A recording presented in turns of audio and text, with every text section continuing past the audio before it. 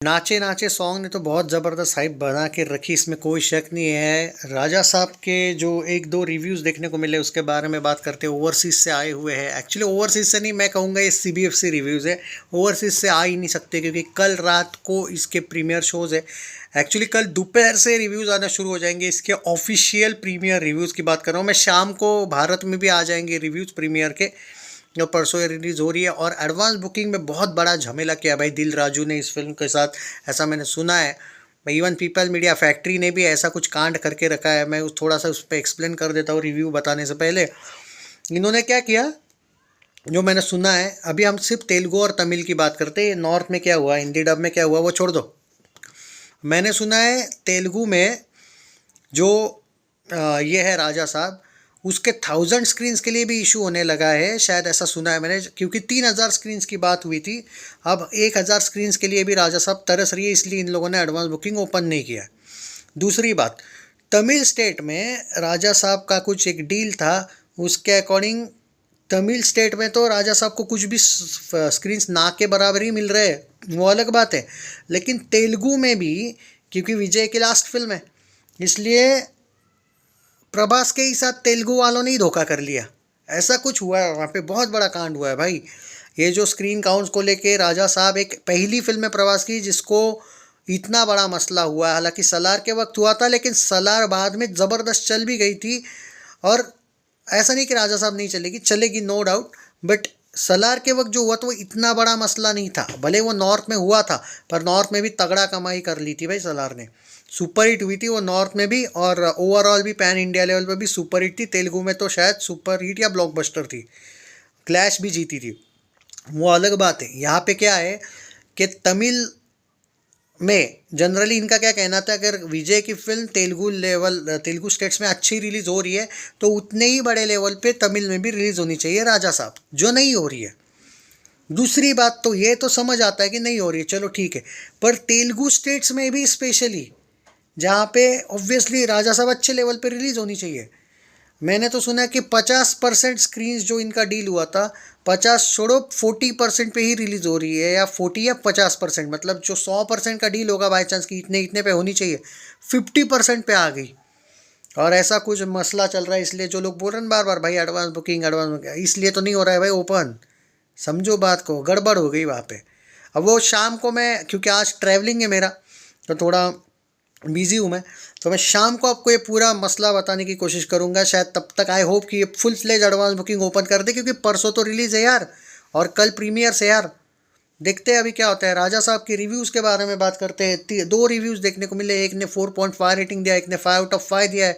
और इन्होंने कहा है not only the great story line but also the super songs. जो इस फिल्म के सॉन्ग्स है वो इसकी ताकत है, कलरफुल बैकग्राउंड है, और जिस लेवल पे जो हवेली के उन लोगों ने कुछ शॉट्स दिखाए हैं क्लाइमैक्स में और इंटरवल में, इनफैक्ट जो एक क्लियर इन लोगों ने क्रिएट किया है, ये जो एक यूनिवर्स, ये बहुत ही अलग लेवल का है। आप इसको नॉर्मल हॉरर कॉमेडी से कंपैरिजन नहीं कर सकते हो, ये इट्स बियॉन्ड दैट।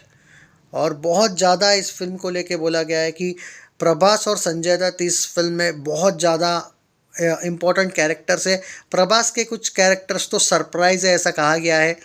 अब क्या है क्या नहीं, क्यों वो एक जो ट्रेलर 2 में आपने देखा था एंडिंग में जिस तरीके से वो जोकर वाला लुक है, वो भी बहुत इम्पोर्टेंट इस फिल्म का हिडन एक पैक है। जो क्यों ऐसा होता है, प्रभास क्या उसको कैप्चर किया जाता है या क्या है, बहुत सी चीज़ें दोस्तों इस फिल्म के सब प्लॉट्स। और इनका ये कहना है कि जब फिल्म देखोगे आप पहले से ही ध्यान दिया करो फिल्म पे, स्टोरी लाइन क्या चल रही है, आपको मतलब किस तरीके से डायरेक्टर ने अपने आपके दिमाग के साथ खेला है, बहुत ही ज़बरदस्त आप कह सकते हो।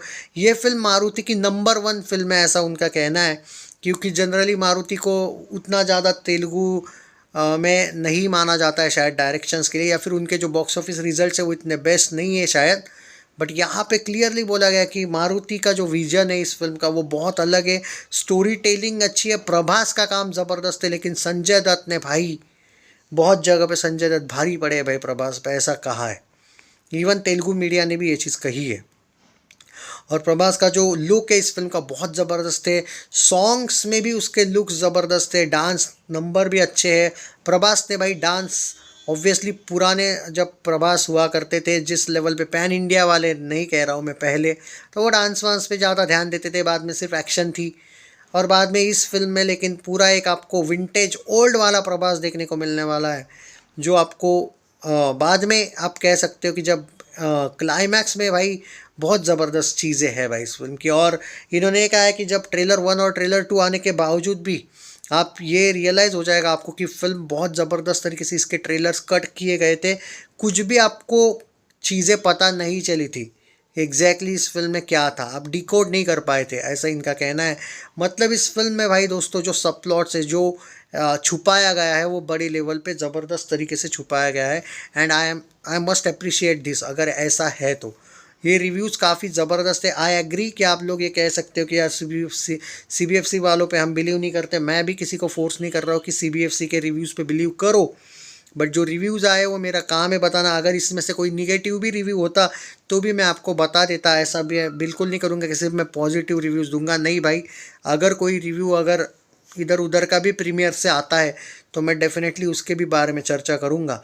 पर मेरा ओपिनियन तो भाई मैं फ़िल्म देखने के बाद बताऊँगा, कौन सा रिव्यू कितना अच्छा है या फिर हेट वाला है वो भी बताऊंगा। अगर सच में फ़िल्म अच्छी है तो भाई मैं अच्छा ही बोलूँगा, नहीं होगी तो भाई मैं नहीं बोलूँगा। पर मुझे पूरा बिलीव है, क्योंकि जिनसे मैंने इस फिल्म को लेकर डिस्कस किया है मुंबई में, भाई उन्होंने इस फिल्म को अभी तक उन्होंने रेटिंग नहीं दिया है। उनका फिल्म देखी है या नहीं पता नहीं, उन्होंने रेटिंग नहीं दिया, लेकिन उन्होंने ये कहा है, और उनसे मैं ये उम्मीद नहीं किया था क्योंकि वो प्रभास के बहुत अच्छे तो डेफिनेटली नहीं है सपोर्टर, बट उनसे ये कहना कि भाई ये फिल्म में पोटेंशियल है and this film will surprise everyone, तो भाई थोड़ा सा एक फिर डाउट नहीं आता है, फिर फिल्म पे पूरा का पूरा बिलीव कर सकते हैं हम। क्योंकि मैंने ऐसे आदमी से, जो एक निगेटिव मैन कहूँगा मैं उसको, फिर भी अगर उसने प्रभास को लेके अच्छी बात कही है, बिकॉज ही इज़ नॉट, कहते हैं ना कि प्रभास उनके गुड बुक्स में नहीं है, बट फिर भी अगर ये कहना उनकी तरफ से, अगर हेटर भी आपके फ़ैन बन जाए तो भाई फिल्म में कुछ तो होगा ना। और ऐसे ही तो नहीं भाई बातें चल रही है राजा साहब को लेके, बहुत सी जगह पे पॉजिटिव ही रिव्यूज़ आए हैं, तो बेवजह का निगेटिव बंद किया। हाँ मतलब मुझे पता है भारत की जो ऑडियंस है, स्पेशली कुछ अपनी है जो ऑडियंस है, वो बेवजह का निगेटिविटी करने की कोशिश करेगी भी, बट दैट डजेंट मैटर ना, उससे कोई घंटा फ़र्क नहीं पड़ता है। प्रभास के फैंस इस फिल्म के लिए भाई दीवाने हो जाएंगे। उनका सिर्फ ये कहना है कि जो लोग बेवजह का राजा साहब को कंपैरिजन में नीचे ही गिरा रहे, खुद के ही फैंस, कि भाई ये सलार कल्कि टाइप का नहीं एंगल, भाई प्रभास फैंस सरप्राइज हो जाएंगे कि क्योंकि इनका ये कहना है कि जो राजा साहब की मिस्ट्री है वो कल्कि और सलार से बहुत आगे की है। क्योंकि सलार में कम से कम शौरंगा जो एक ऐसा समहाउ फील भी आता है कि प्रभास का character, you can predict that. हाँ ऑब्वियसली एंड में वो पता चलता है, पर समहाउ पता लगता है, बीच में क्लू मिलता है। राजा साहब का सीक्रेट ऐसा है कि आपको कोई क्लू नहीं मिलता, ऐसा इनका कहना है। सो शेयर दिस वीडियो।